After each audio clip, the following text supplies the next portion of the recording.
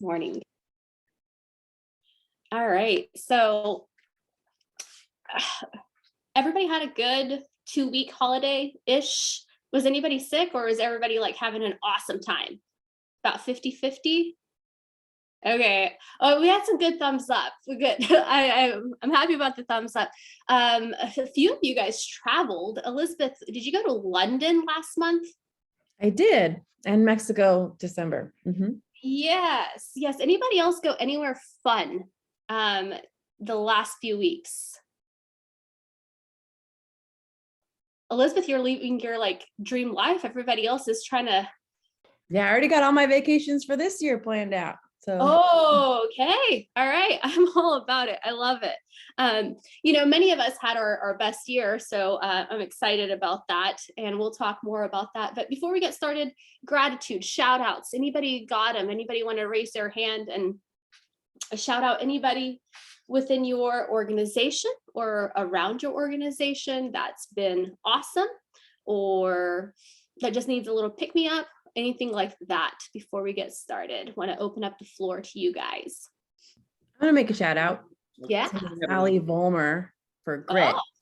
She's had a very tough season with family stuff, but still got top 20% for the year on the Dallas team. And she's stepped up in YP as my director of ops when I had someone fall out. So just super grateful to her, even though she's going through a tough time. Well said, Elizabeth. Well said. I echo that. Thank you for sharing that. Shauna, yes, ma'am. Yeah, so I just want to give a shout out to Gus. He's been helping our team out and stepped in that sales manager role and just so available. Every time I call him and bug him, he's there and then doing a lot of our meetings. So I just wanted to say a really big thank you to Gus, letting him know how much we really appreciate him, especially also with Spencer and Amanda being sick. He's just jumped right in. I love that. Nice shout out, Shauna. Nice job, Gus. That's awesome to hear. Awesome to hear. All right. Anybody else? Okay. All right. Well, I have a shout out.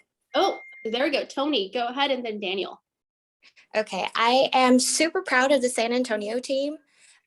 Quite a few of us have gotten together where we're meeting every Wednesday to go over, we're alternating between buyer and listing presentations. So we did that collectively as a group yesterday, and it was really helpful. And I'm just super proud that we're doing this together to build our skill set. We also agreed to meet Friday mornings before the Chris call to have an extra hour of scripting. So I'm just super proud of San Antonio. We're trying to level up. We're trying to be like Austin, y'all. Oh man, y'all have no idea. You know what's funny is all of us, all of us who have been around for a while, right? Like Elizabeth is a great example. I bet like people who come in like now, like they get there so fast. It took us a lot longer, right? And it's great, like we're the OGs and that feels good, but gosh, it's awesome how fast others get ahead, right? And so I love that. I love that. Daniel Weiser, yes sir, wrap us up. Yeah, I just want to say I'm so grateful for Casey. What an incredible year last year. You know, it was my first calendar year of real estate. And honestly, like without his endless hours and tireless hours of coaching into the night, into the early morning, wouldn't be here where I am today. So super grateful for him. Agree. I love that. I love that. Awesome. Awesome. Raise your hand if last year was your first year ever in real estate. Okay. Raise your hand if last year was your best year in real estate. Okay. All right. Looks like maybe, I don't know, almost 50-50, right? That's pretty good. Pretty good. All of us plan on having a great year this year, though. So regardless of last year, whether it was our first year, whether it was our best year, we want this year to be our best year. And sometimes that means our best year financially. Sometimes it means our best year mentally. Sometimes it means a whole lot of things, but we want it to be our best year. And so one of the sneakiest and smartest ways to get results in real estate is to really work your past clients and to work your sphere. And so I wanted to share with you guys an awesome guest that we have this morning. She is from the Bay Area, and I'm going to share with you guys how we met. I do a Tuesday scripting call for like $6 million plus producers, and Marian got on there. And when it was her turn to script, she said she was going to script on past clients. And I'll be honest, my first thought was, aw, cute, right? Because I'm like, okay, we're going to script on past clients. Like everybody knows how to do that. But guess what, man, when she got in there, I was like, whoa, whoa, whoa, whoa. Let's have her come in and talk to our Texas group, because it was really, really good, guys. And so, Marian, thank you so much this morning for joining us in our very first one. I'm going to go ahead and spotlight you for everyone so they can see you instead of me. I'm not feeling well, but I bet you're feeling a little bit better, and I can't wait for everybody to hear all about you. So tell us where you're from. Tell us like what you've been doing the last years, how you got into real estate. Tell us all the things. Wow. Okay. Well, thanks so much. My name's Marian Sichel, and I'm with both Keller Williams and Place. And I joined Place only a couple of months ago. So that was a big decision, which also Adeline asked me to share with you how I made that decision. But just to give you a snapshot of me, I've been in the business 22 years. Wow, and congratulations. I was always going it alone, and, you know, got to the point where Place was the right place for me. So I'll explain that in a moment. But the thing is, when I first started, I did get some very good training with a broker I was with. And the training was how to sit down at a table with a listing prospect and turn that into a listing. And then also how to present an offer and get it accepted. And that gave me a whole lot of confidence about being in front of a client. So that was the beginning that I did get some very good training. But after that, I was like my own general contractor of trying to put my business together. I was really, I would say, you know, a good part of the years, it was a struggle to figure out how to spend my time. But very early on, someone said to me in my office, well, Marian, how do you spend your time? And I thought, well, I don't know. I get dressed up every day. I show up here at the office and I go from there. Like I really had no plan. And he said, let's sit down. I want to talk to you about your plan. I'm like, okay, plan. And the plan was how to get repeat and referral business. So from the very beginning, that was the guidance I got. And I thought everybody in this office who's really doing well, that's exactly what they're doing. So why wouldn't I go down that path? So I was committed from the very beginning to look for repeat and referral business. Well, the only way you're going to do that is building relationships with your sphere and your past clients. And that grows over time, but that was my mindset. So if each of you have a mindset, most of my business is going to come from people I already know or people I meet and know through them. And 100% of what I spend my time doing actually in dealing with my sphere and my past clients is training them to be advocates for my business. And that's so it permeates every single thing I do, whether it's a conversation with them, how I follow up with them, how I communicate with them. I'm 100% of the time saying, who do you know who needs my help? I don't ask them, can you think of anybody? They'll go, oh, no, I can't think of anybody. But I'm asking them very directly, who do you know who needs my help? And they're very directly thinking of that when they're out in the world every single day. So I'm trying to be top of mind, and I'm trying to have them look for business for me. And that's what they do. It takes a long time to develop that mindset in them. But if that's your mindset and you share your mindset with them, they will realize that's something they can do for you. Okay, so I guess real quick, how does it not feel weird? Like, do you going back, like if you remember when you first started this, did it feel weird at first? Like how did you get over that mindset maybe?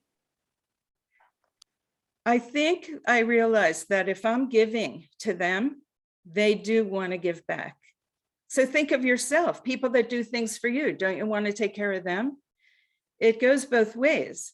So I became very early on, like a resource for them. When I close a deal, I'm telling people, you're going to be hearing from me, and don't forget to call me if there's anything at all that I can do for you. I'm going to be in touch with you, and I want to help you.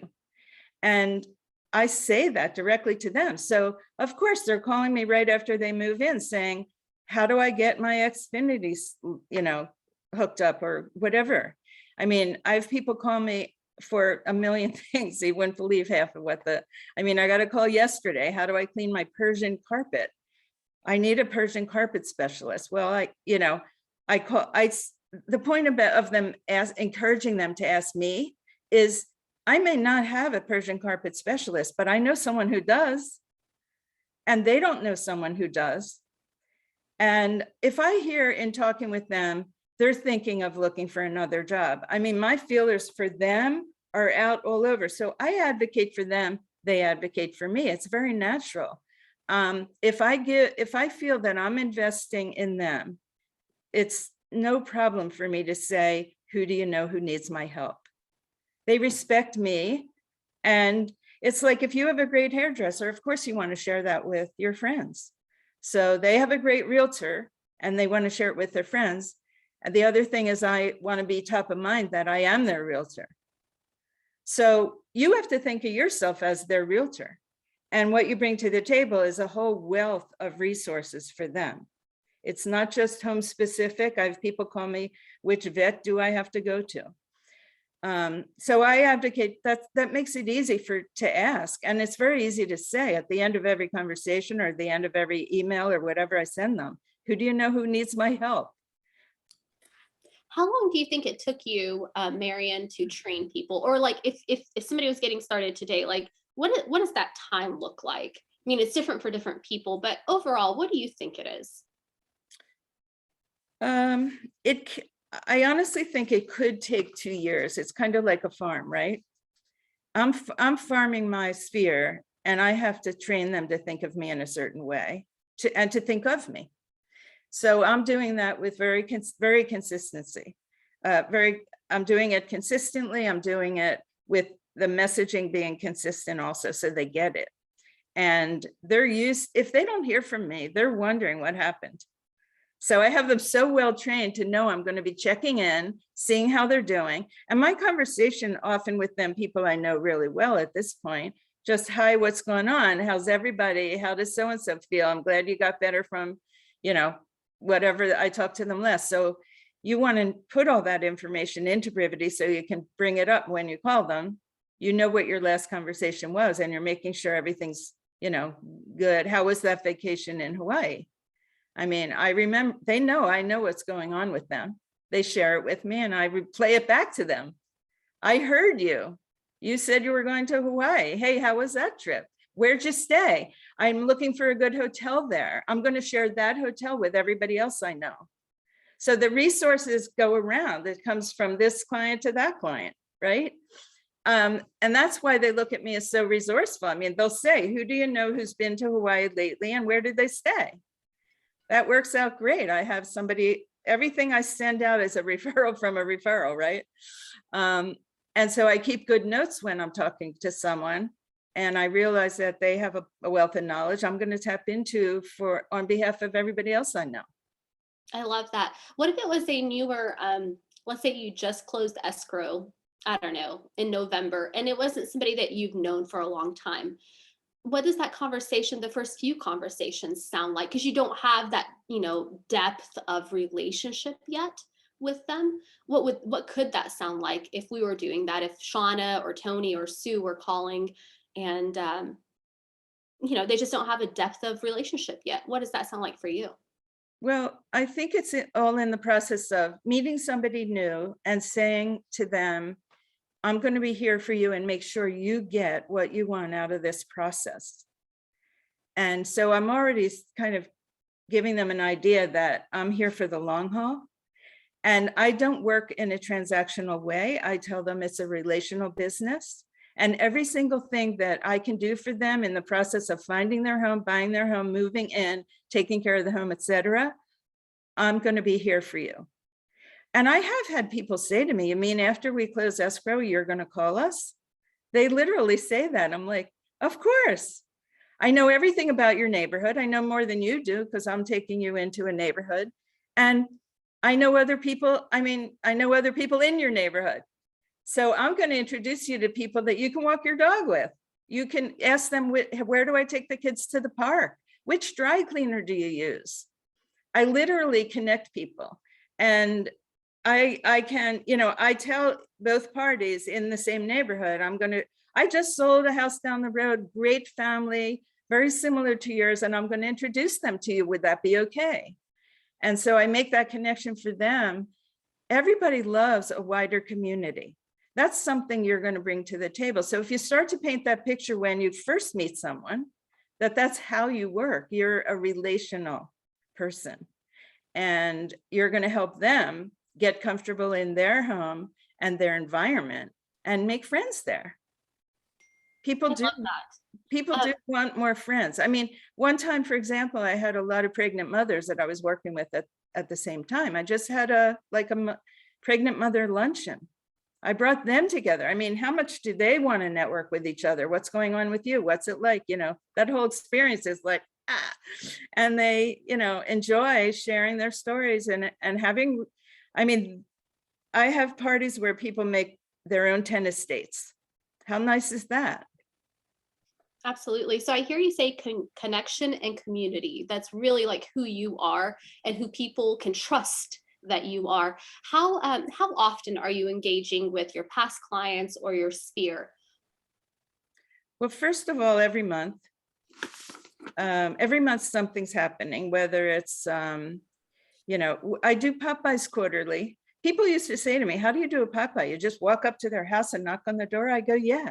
But you know what? I say to my people, listen, I stop by once in a while, especially when I'm in the neighborhood. I hope that's okay. But if I knock on your door and you can't answer the phone at that point, I mean, the door at that point, then don't answer it. I won't be offended. I'm going to you'll know I'm here because I'm going to drop a little something off. So they're not feeling obligated. I don't have to call in advance. I don't even know when I'm going to get there because I'm driving around so much, right? But every quarter I drop something off at their house with a little note. I can show you some examples of those, but I warn them. It's all kind of like letting them know this is going to happen. This is how I work. It's relational. And I want you to call me when you need anything at all. People need help figuring out which elementary school they want, which one to get into. How do I figure out what's best for my child? And I have all the resources that help them with that. Do you do monthly calls or quarterly calls? Is it yearly calls? Is it on any kind of system? You know, so I don't know what the number is up to now, but you know, it's at least a 48 touch. So I am doing calls, notes, Popeyes, and emails. And I also do actual mailing, because I found the actual mailing, a lot of, you know, let's say I have either a little newsletter, something I could put in an email, but I put it in a letter instead, and I handwrite the letter and I handwrite my address on it. I handwrite my signature. So it doesn't look like it's just, you know, some mail order type of thing. But anyway, they see it's from me, and whether they open it or not doesn't really matter to me. What matters is I'm top of mind because they see it's from me. So they may have just hung up the phone from me and this mail arrives, it's from me, you know, but my point is that I'm making sure I'm top of mind. Once in a while they open it. They call me and say, hey, that was really helpful. I'm going to do a refi because of what you just told me. And who should I call to do my refi, which is also great. So also when I give them resources, I tell them Marian sent you. So those people I know, I can say, hey, you know, I sent so-and-so to you, make sure you give them good service. And by the way, if they don't call you back fast enough, make sure you call me because I'll get them to call you. And right now with everybody so busy, having callbacks from vendors is difficult. So they know I'm gonna like grease the skids on that. And also I know when they use my resources that they're gonna get a good result, and I work with people that stand behind their work.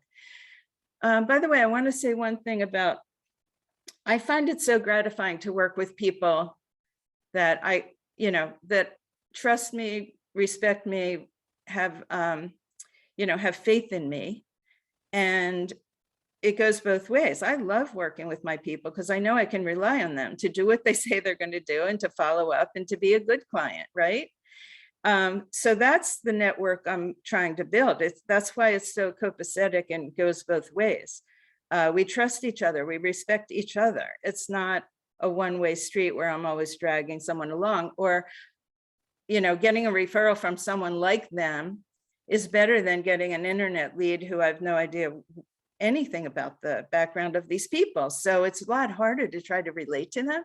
But when I say, oh, so-and-so sent, I know you work with them, I know whatever, there's a lot of like sort of assumed stuff. It's like meeting a new relative, which is just joyous for me. I love that. Can you share with everybody like your average price point? $1,650,000. $1,050,000. Last year it was 2 million, and we sold 39 homes last year. I have a team of 3 people and me. I love that, because sometimes, this sounds like a lot of work. Like, I mean, I know my people, so it just sounds like a lot of work. The reality is you're very clear on the type of work that you want to do in terms of the type of clientele that you want to build. It's not that, you're not going to work an internet lead if it came in, but your time is spent on building what you do want to walk away with this from at the end of the year. I'm building it from the first time I meet someone. And if they are a referral, it's a very easy build, because they got told by my client how I work. Mm-hmm. And you can rely on Marian for everything. It's like, I like being resourceful. And by the way, they give me resources. I wasn't sure what I would love about this business when I got into it. I came out of the software industry, and it was lo and behold, what I love is the people and everything. Every door with every person opens up a whole bunch of new doors. I'm meeting their grandmother. I'm meeting their CPA. I'm meeting their gardener. All those people become new resources for me. They vouch for them. I vet them, or I try them out or whatever. And then I'm happy to share them with other people too, because they're all good people. So just like you have a good people all on your teams, finding and attracting those people is somewhat work, but once you click with them, they're part of your world. And so my world opens up with every client I meet. So many things that I didn't expect, and so, for example, I have a niece looking for a job at a company now that I have probably 3 or 4 clients at, and I can call them and say, hey, do you know anybody in this department? My niece is looking for this. I don't have trouble asking them because I'm giving all the time also. Absolutely. It's very natural. I love that. So going back to your strategy. So Popeyes are quarterly. We've established that. Mailing and a call. What's the sequence there? Like, what's the cadence? I'm calling every month. I'm mailing every month. Mm-hmm. And emails are a little sporadic, but I would say I always have some information that I want to share, or something about a book I read that I want to recommend, or I might sometimes send an email asking them for input, like, hey, has anybody seen this movie? What did you think? Would you recommend it? So if I'm hearing a lot of scuttlebutt on the internet about something, I'll be asking them for some feedback. So they feel like, so I would say, and then every once in a while, something will come up that reminds me of them. Like, I know someone's looking for, a certain kind of vet for their dog. And I hear from someone that, I'll text them right away. Hey, I heard about this vet. Let's check it out. Let's investigate. And I'll look into it, and they'll look into it, and we'll decide if that's a good vet we want to recommend. And because I know they were looking for a new vet. So I'm going to bring to the table information that, as soon as I get it, that's going to help them. So that's the thing about calling people, what's going on, and asking. I'm listening for what can I do to follow up with what they say to me. So if they say, oh God, we're going through this, all the school applications, yada, yada, and I'll ask them what their challenge with that is. And I'll be asking questions to look for what can I bring to them in the future. So that's the purpose of my calls. I'm not just, hey, what's new? Everything's great. See you later. I am actually asking what's going on with them, any challenges lately, any great books you read, any, so I can take that information and repurpose it for everybody else. I love that. I love that. Do you use any kind of Brivity auto plans at all, or is this just something that you remember to do? How do you stay on track? So my team and I yesterday were just going through the, forever client auto plan.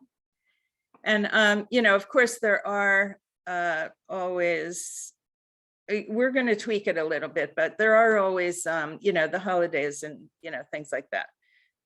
So those are set in stone for my sphere of, Thanksgiving pies and things that we just do every year that they're used to. And in fact, if I don't call them fast enough for their Thanksgiving pie order, they're calling me, which is great. They know I'm coming. That's so cool when you have people really well trained to expect something from you. You must follow up and be consistent. So that could be a part of an auto plan, just reminding you to get your invitation out, get the orders in, because when I deliver pies, I deliver them because my people are kind of spread out geographically. But I let them pick what kind of pie they want. So it's a custom order kind of thing.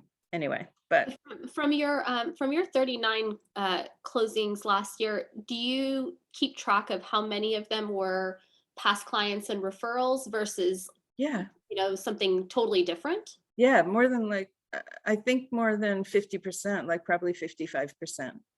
Yeah, that's awesome. That's great. That's great. Well, it's honestly, it makes your life very easy and joyful, because when you don't have to kind of scour through unknown people in terms of what kind of people they are they really coming to the table with enough money to make stuff happen? How many of those you're vetting and then find out, they really can't do anything. They don't even know if they want your area or not, that kind of thing.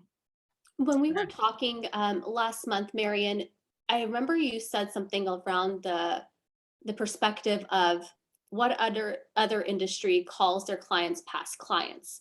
What are your thoughts on all of that? Can you kind of share with the teams here what your mindset is on past clients?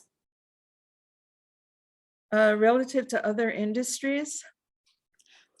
What you were saying back then was, what other industry calls past clients past clients? They're not past clients, they're current clients. Right. Oh yeah, I know. That's very true.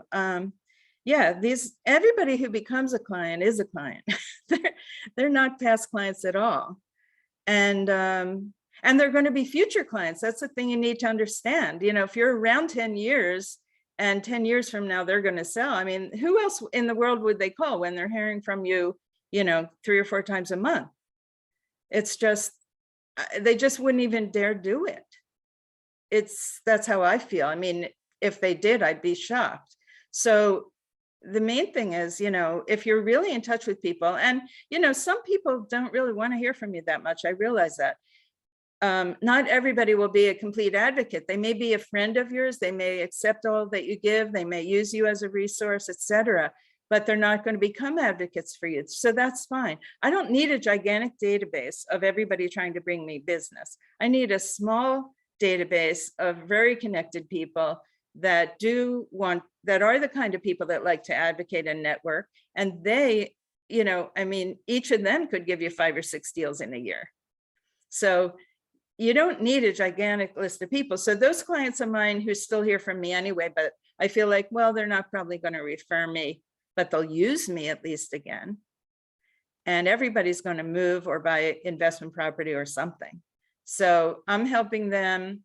I do feel very much like I want to help them build wealth in real estate. I want to help them make good decisions in, what kind of kitchen remodel they're doing. I recently had a kitchen remodel meeting with one of my clients who had this architecture plan they already spent money on. I looked at it and said, God, why are they doing this? You know, we need to do this instead.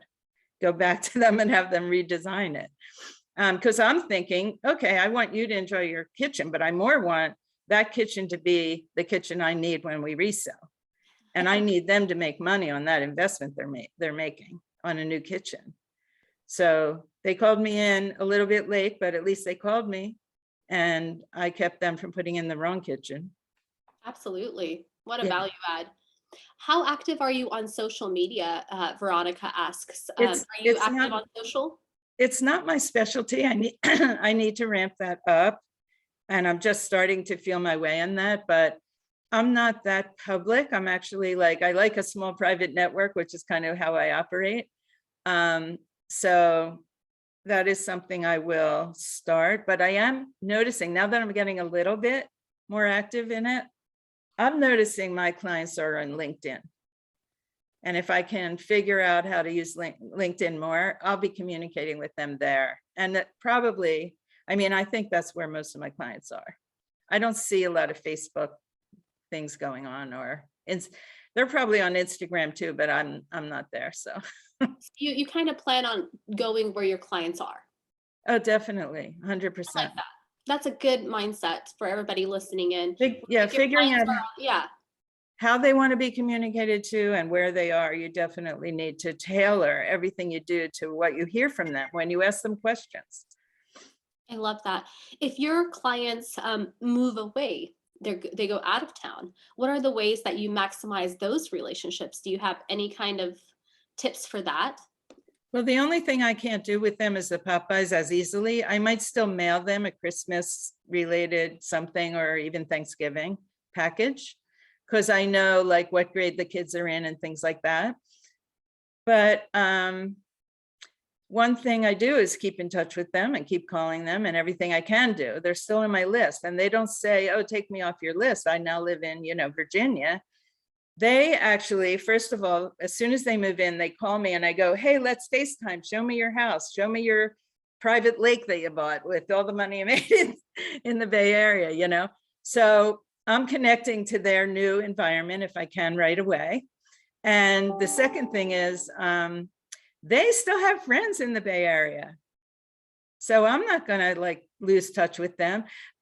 I want you to all realize that when you get a client and you earn their trust, that is so golden. That is your gold. You cannot let that go. You have to nurture that. You have to because getting a new client is 10 times harder. You must keep on with the people that know you and So that's my attitude. Yvette had asked, do you ever do any gifts after it's been a year or 2 or 5, do you, I know we've talked about Popeyes and emails and mailings, but do you ever do gifts? Is that a thing with you? Well, I do gifts at the closing always. I don't do anything big or ginormous, but I always give out a nicely wrapped soda stream, because I say to them, look, you don't want to be creating all this plastic and yada, yada. So start drinking this. And don't bring, cans and everything else into your house. So for the long term, I think that, it goes over okay, but also I know they can return it easily. I give them the gift receipt and whatever. It's just a gesture, I guess, at that point. After that, my gifts are really pretty much the Thanksgiving pies I spend a lot of money on. They cost me like $35, $40 each. Mm-hmm. And because I get, a local small bakery, really good ingredients and everything. And then once in a while at Christmas, I give out something. So one time I gave out lanterns for camping, partly because we had so many power outages. I just thought, here's another thing that I can invest in for everybody to have, because I'm also a landlord and I give my tenants all those things so that they can survive when our power goes out. But anyway, so just thinking about, the need and pick something that I think, I don't do like a gift on a 5-year anniversary or something like that. I do acknowledge people when they send me referrals. That's extremely important. And sometimes it's a gift card, or sometimes it's a book I know that they would want to have, or, you know, something. I try to make it customized and personal. I have somebody to do some shopping for me too. That's helpful. I Because love that. How many pies do you think you give away every year? Samantha is asking. we usually, I mean, before COVID, it was running around 100, 75 to 100. Mhm. And my Popeyes are running around the same thing, 75 to 100. Okay, so your Popeyes are 75 to 100 people per quarter. And are you hiring somebody to do that? Are you doing it yourself? What does that look like? I try to do it myself. And why is that? But now that I have agents, they can do their people, which is great. And some of their people are my people now, so that's great too. But it could take me a whole week. Like, I don't really just, I go neighborhood by neighborhood in a way. I try to schedule my driving based on what else I'm doing that day. So it's not the Why 100%. do you choose to do the Popeyes yourself? What's the thought process? Because I want to knock on their door and maybe see them. So I want you to know the best time to go is Friday afternoon and Saturday morning. They're home. They come home early from work Friday and they're home Saturday morning. So if I can make as much of a trip then, get as many people in as I can then, that's, you know, I figured that out after a while. I mean, I really would rather see them. And even if I don't even go in, I just stand at the door. How you doing? What's up? They know why I'm there. I'm dropping something off. And we just have the same conversation we had 3 weeks ago. And, you know, just, it's nice for them to see my face and I see how they're doing. And the kids are, you know, running around and whatever. They want to show me their new garden and all the flowers they just bought. And so you know, they share with me their house, and they might, I've stopped by recently at someone's house. He had a leak in his backyard, the back of his house, and saying, I'm having a devil of a time figuring out where this water's coming from. So I'm going to help him resolve that. I love that. Can you give us examples of your Popeyes? Yeah, so my Popeyes always look similar. And I write I write a poem. Let's see if I have that here. Okay, well, here's one example. So I write a poem that's on a piece of paper that's about this big. And it always looks the same. Our logo on the top, name and number on the bottom, and then a message. And my message is always, it's the same for everybody, the message. And it's always a poem that's kind of like kitschy. So I'll explain why. So someone gave me a spatula. It's a really great spatula. It has my name, my logo, and my phone number on it. I always wrap everything in kind of plastic with a wire tie type of thing, because I'm going to attach my message to the wire tie. And my message for the spatula was this: when your family and friends decide to move, we can help them get right into the groove. Please spread the word that our service is great so we can help them pick a move-in date. So cute. So cute. I would love if somebody dropped that off, I would be so happy. I know. And by the way, it is a great spatula, and it's in their drawer, and they must use a spatula how many times a week, right? And they're looking at your name and number 4 times a week. So I can go, you know, so I can give out a bag, and then I'm at the farmer's market, I see people with my bag. And it's great to run into your own clients, you know, and it's like, so these become sort of my swag in a way. But I want to make it something very useful. And the message is, send me your friends. I'm going to, please spread the word with your spatula. I love that. What's your typical budget per quarter for a Popeye? Well, I'm going to spend about $5 each person. So, you know, if I'm going to do 100, I'm spending about 500 a quarter. And it does take some time to prepare and think of, you know, what to send and what the poem's going to be and all that stuff. But we saved some of our old poems. I can kind of rework them. So it's not that much work for me anymore. And I have people looking all the time for gifts that come, you know, someone got one of these spatulas and told me about it. So I love that, right? Leverage. Yeah, leverage. that's the point of networking with your people. They come up with ideas too. Oh, what gift did you get for Christmas that you loved? You know, you're going to find something that they need that people appreciate. And then some version of that will become part of your repertoire. I love that. In getting all of this together, I know you have a team of 3. Do you have any help with that, or what does that look like? Who helps you Well, put it together and do these things? I did for quite a while have 2 assistants. And one of them was training the other so that they could transition what she wanted to transition out of the business. She still helps me part-time. And she's great at anything I, throw at her, that she'll figure out, how about this, how about that, and she'll send me pictures of stuff she thinks would be good Popeye opportunities. So, and she knows sort of which holidays I'm going after and that kind of thing. Easter's a great time. Valentine's Day is a great time. When you think about having some kind of theme on your 4 quarters, it's good to have a theme. It just helps you narrow down, why I'm sending something. And, but since COVID, it was really difficult because I like to work with people in person, like an assistant like that needs to work with me in person. And so I don't have anybody right now, but I'm going to, I have this part-time help, which is useful, and it's a very knowledgeable, great person who knows how I work. And so I'm looking for somebody full-time, and that has to be, again, somebody in person, but we're getting to that point with COVID where I think I can manage that. I love that. I love that. Yeah. I want to open it up to the group.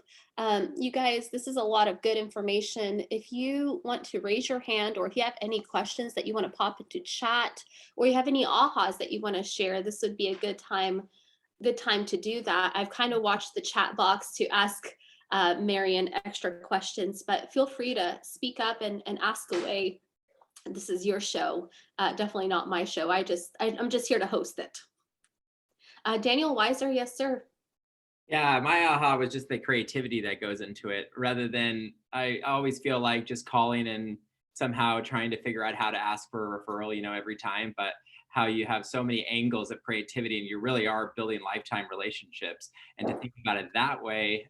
So down the road, you do have just a lot more relationships, right? Because the relationships are what refer you.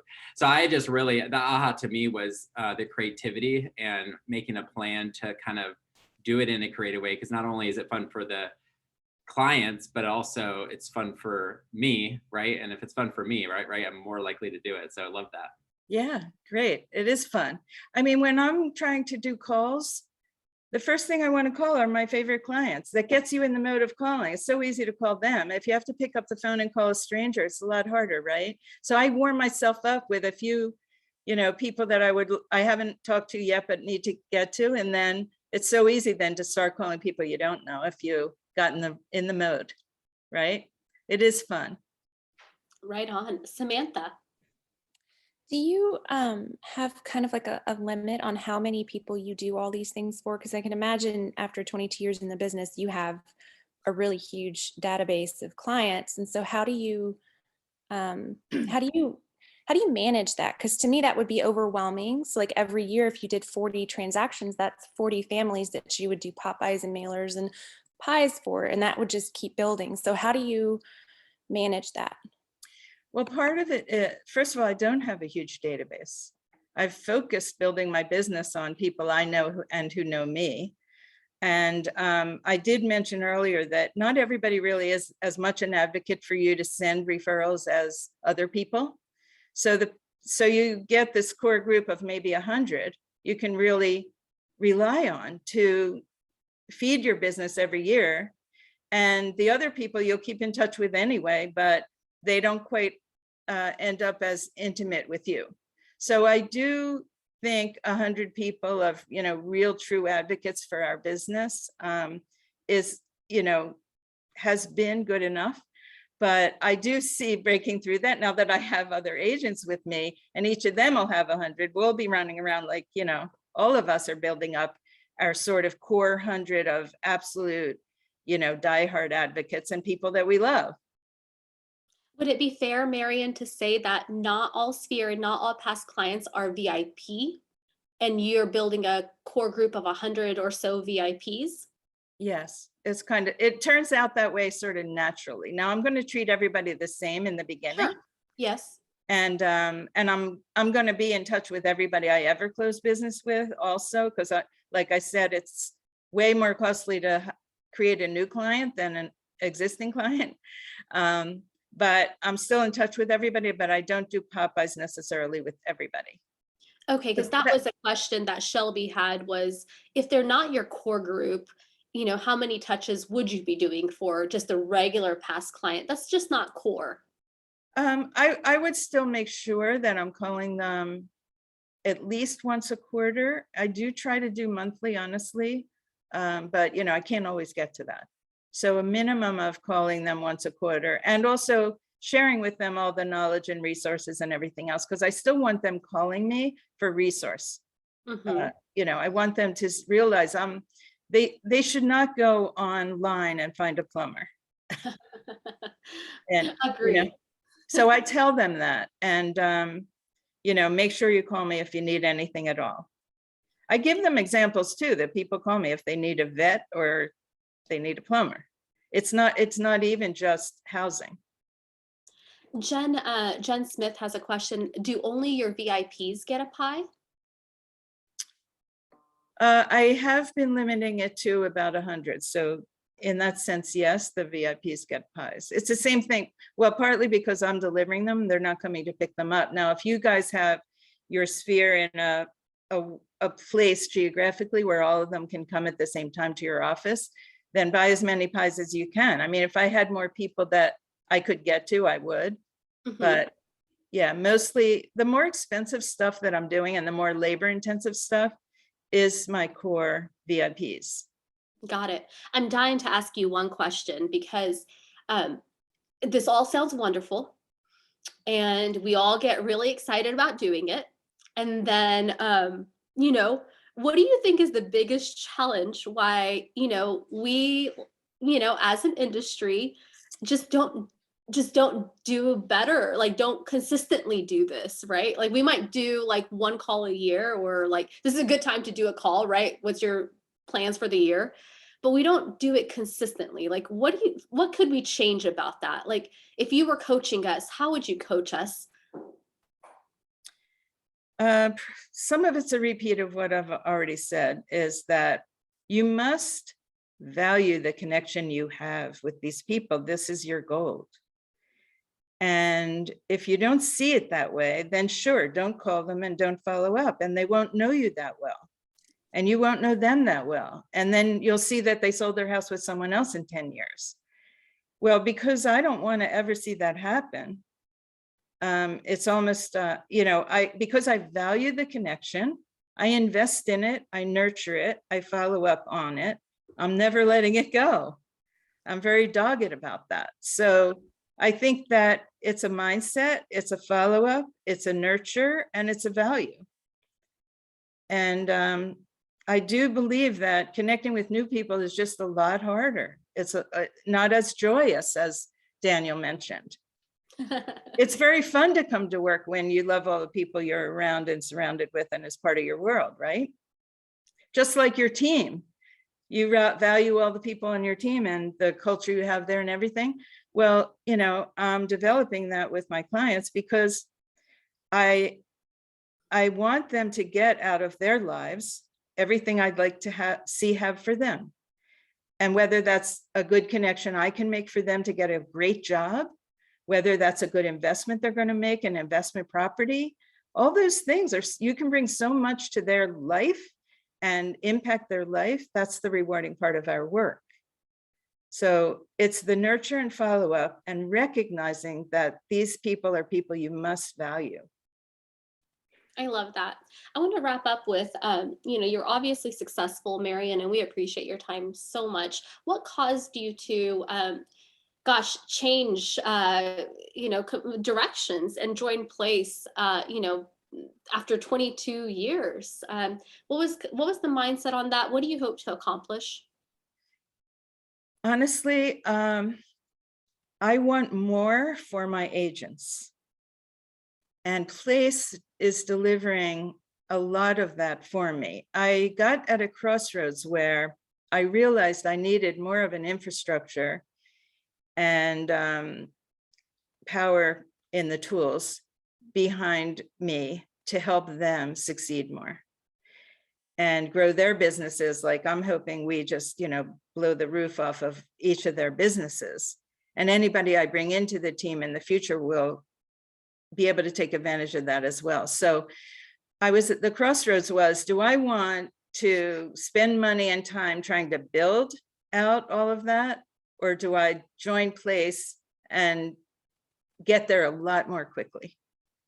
And honestly, I'm wanting so badly for my agents to succeed and surprise themselves about what they can achieve on their own as part of the team. And I just feel like the power behind Place is going to get them there. I love that. I love that. So now you have, is it 2 agents on your team? I have 3. Three agents on your team. That's great. That's an awesome start. And especially, gosh, 3 agents at, $1 million, $2 million a sale is not a bad way to start, right? Yeah, we're very fortunate. I mean, that's just the nature of our market. And so the numbers are, can be smaller and the rewards are still great. But yeah, I mean, that's another thing, a combination of Place for them and our market. They're going to do great and be happy. And I will be, I know I won't be happy till they're happy. And I just think they're going to surprise themselves and far exceed their own expectations. So I'm very excited about that. I love that. I love your heart, Marian. Thank you so much for sharing. Would you pop your contact information in the chat box? We want to make sure that guys, the Bay Area, we all know Texas and California are like BFFs, sending business back and forth. And Marian would love to help your folks out in the Bay Area, and anything she can help you with in past client or sphere kind of world, I bet you she would be a resource to you guys. I'm speaking for her, but I feel like we all got to know her heart this morning. Thank you so much. There we go. It's all in there. It was a privilege being here. Thank you so much, all of you, for listening. Oh my goodness, absolutely. Thank you so much. And we're looking forward to this year being, for real, our year where we do get our past client work done. And we value those relationships. So we really appreciate changing our mindset on that. Thank you so much, Marian. Thank you guys. Have a good rest of your week and a weekend. And everyone who doesn't feel well, get well over the weekend. And we will see you next week. Bye, guys.